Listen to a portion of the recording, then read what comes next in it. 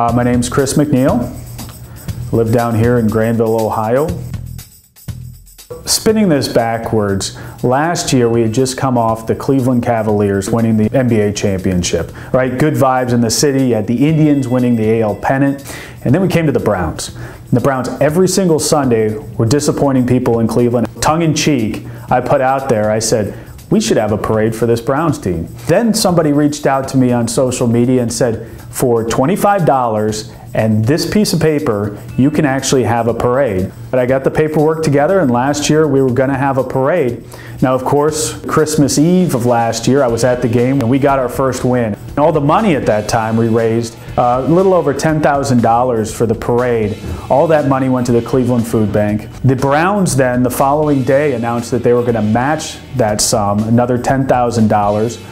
Our defensive coordinator at the time, who was Ray Horton, he vowed another $5,000, and then a local radio host said he was going to match that entire amount. So it ended up being $50,000 last year we raised. Then spin it forward to this year, Browns continued to lose. People started asking me, hey, are we going to do the parade again this year? It only took a few games into the season when I was doing the same thing as I did last year. We've got a little bit over 2,500 or so that said they were going. We're going to start at the corner of Al Lerner onto Riverside there. We're going to process around the stadium one time, and that's going to form our zero. That's our parade route, is essentially just around the stadium, around First Energy. Participants would be pretty much what you see at the Muni lot if you were to go on any given Sunday. You're going to see RVs. You're going to see some buses. A guy who's bringing an ambulance, he says. Another one with a hearse.